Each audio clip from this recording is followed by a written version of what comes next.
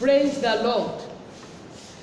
We thank God for another opportunity to witness the third Sunday in the month of August.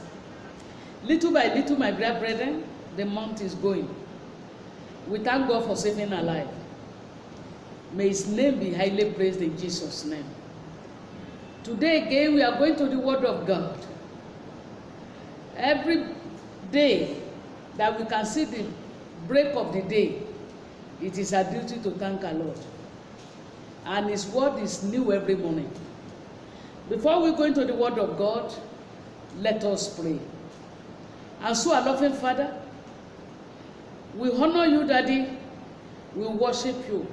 And we approach the throne of grace with the name of Jesus. We say thank you, Father. Accept our thanksgiving in the mighty name of Jesus.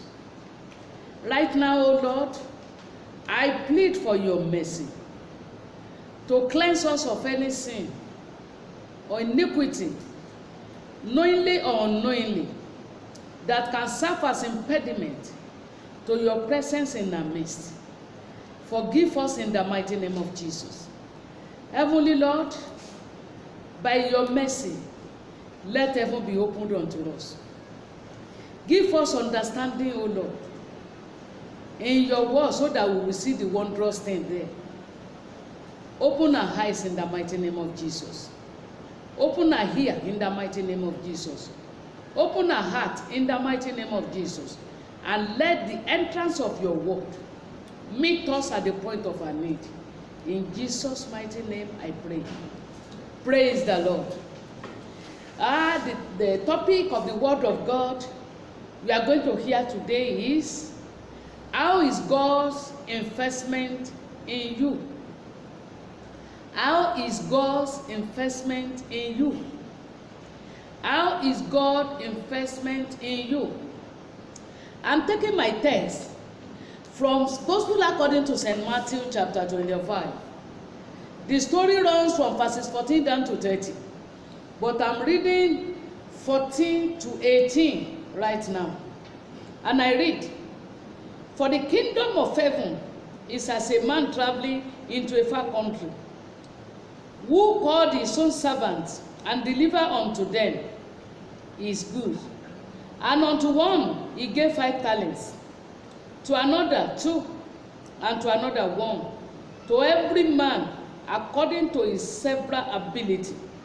And straightway took his journey. Then he that had received the 5 talents went and traded with the same, and made them other 5 talents. And likewise he that had received 2, he also gained other 2. But he that had received 1 went and digged in the earth, and hid his lost money." May the Lord bless us in His word. Praise the Lord. Majority of us are familiar with the story we have read in that passage of a master that gave talents to 3 of his servants, 5, 2, and 1, according to their ability. He intended that they should trade with it. Truly, the first 2 servants traded with their talents and gained double, while the third one, under a flimsy excuse, did not trade with his own.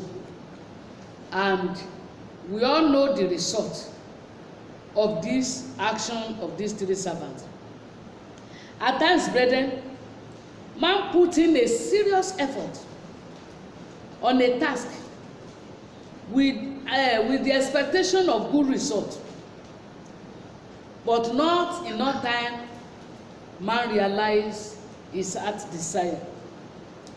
For instance, parents train their children for a payback period at their old age. In the same way, God put all His full effort on man in order for man to praise Him and to live for His glory. However, from ages, man has been disappointing God right away from creation, man has been disappointing God. They grieved him to hell to the extent that he decided to wipe away the first world created. The big question now is, how do you utilize the investment of God upon your life? May the Lord help us as an individual to be fruitful and make maximum use of God's investment in our life in the mighty name of Jesus. When we are talking of this investment, what does it mean? Investment is a means of developing a business or enterprise with the intention of earning more interest, with the intention of bringing more gain in order to better your life, to better your future, to enlarge your code. That is physical investment. In the same way, God has investment in man. Like the story we have read in that parable. The master gave 5 talents to one servant. He traded with it and gained more 5. 2 to another, he traded with it and gained more 2. And 1 to another, who did not trade with it, buried his talent, giving excuses, criticizing his master, and he got his reward accordingly. What he asked was taken away from him and given to the one that has more. In the same way, many of us, God is grieved at us the way we are using an investment. He invested on us, and we are not utilizing this investment. And as a result of this, we make God to be grieved over us. He put you in position so that you can use that position to serve humanity and God. He bless you so that you can use that blessing to impart life and alleviate the hardship of another person. It's not meant for you alone.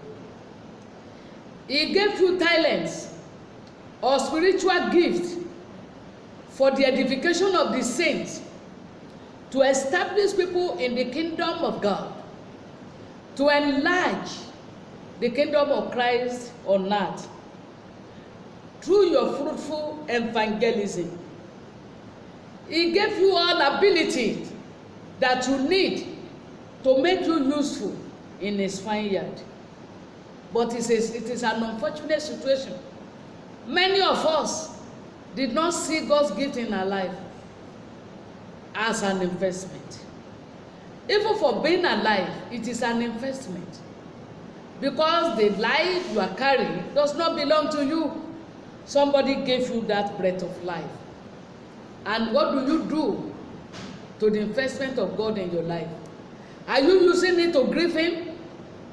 Are you using your life to serve him? This reminds me of a song while we were small. While I was in my local area, we used to, during the Oluro festival, we used to sing certain songs. I'm the owner of my hand. If it can break, let it break. Is that how you are using your life? That God loaned you. The spirit of God, the spirit of man, is from God. You borrowed it. Whatever you are, is I go back to the owner. But when he goes back, what account will he give? What are you doing with the investment of God upon your life? I hope God will not regret creating you on earth. He will not regret creating you a woman. He will not regret creating you a man. He will empower you and give us grace to make use of our investment in the mighty name of Jesus. What is God's investment on man? Number 1, he created man in his own image. In Genesis 1:26, come, let us make man in our own image. Number 2, he gave man breath of life. In Genesis 2:7, Genesis 2:7. And the Lord God formed man of the dust of the ground, and breathed into his nostrils the breath of life, and man became a living soul. So you and I, we are living soul because God invested his spirit upon us. He gave us the breath of life. Number 3, he blessed man to multiply and have dominion in Genesis chapter 1 verse 28. Apart from that, he made adequate provision for man's survival. In Genesis chapter 2 verses 8 to 14, he created a garden and he put that man in the garden. Beautiful garden for man to just dress it. He put man in position of authority, as he has put you in position of authority, to have dominion over all the animals. He put man in position of authority. Brothers, sisters, how are you using your position in the office? You know what to do. Before you can give people employment letter, you must go to bed with them. You must take money. You are using investment of God, and one day you will be accountable for it. You cannot just do it without accounting for it. You will be called for accountability one day. The position you are given, you use it to oppress others. You will be called to accountability.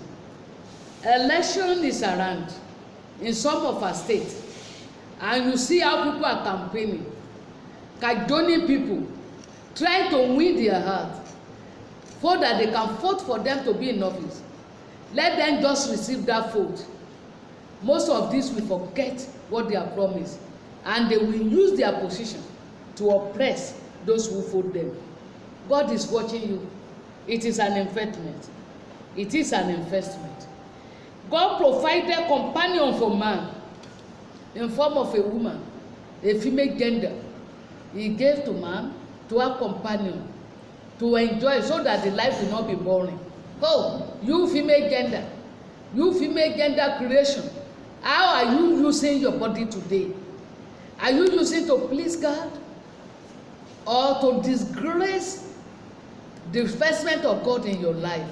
You will be accountable for it. God gave man principle to follow, to enjoy this companion he created. In Genesis 2:24, for this reason shall a man leave his father and his mother, and cleave unto his wife, and they shall become one. Verse 25, both of them were naked and not ashamed. God is watching you. How is your marriage today? Is your marriage reflecting the purpose of God for companionship? God is watching you the way you are using his investment. He gave man only one thing to obey in the Garden of Eden. Do not eat the fruit of life, of knowledge of good and evil. Man heard, and problem comes.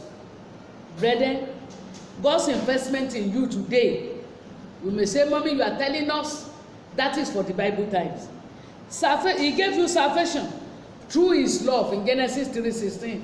That for God so loved the world, that he gave his only begotten Son, that whosoever believeth in him will not perish but have eternal life. Do you believe in him? What are you doing with the love of God? Are you wasting it, or you have accepted this love? Number 2, he put you in position. Number 1, to impart others for good. 2, to obey him. To show forth his glory by standing for truth. Are you standing for truth? He made provision for the Holy Spirit, the great comforter, to comfort you and help you in your life journey. Are you moving with the power of Holy Spirit, or you have abandoned the Holy Spirit? You need to consider your way. He gave you spiritual gifts for the progress of the church. You are blessed with the spirit of singing. What are you doing with it? When God has given you that gift, you went into herbalist to give you mercy to be popular. He is looking at you the way you are using your investment. He gave you spiritual gift for prophecy. Are you not manipulating? All the gifts he has given unto you is an investment. He gave you talent like those servants to make use for him. Are you using those talents for money or to serve the Lord? He gave you one instruction in Matthew 28:18-20. Go ye into the world and preach the gospel. Make disciples of all nations. You as a Christian, how fervent are you in evangelism today? Are you evangelizing? Is your life evangelizing? Brethren, how does it affect you? What is your position in utilizing the investment of God? What is my position? Are you provoking him with your life, wealth, position, and talent? You fathers, consider the number of small girls you have destroyed their lives. You are using your investment and you will give account of it. How will you face him when he shall appear? When the master of those three disciples, the serpent came, they received judgment accordingly. I pray the Lord will give us the grace to make good use of investment in our life. Consider your way and make a U-turn to the Lord. Use your investment to praise him, and you will be given more. And at the end, you will receive welcome, faithful servant, in the mighty name of Jesus. God bless you. See you next Sunday.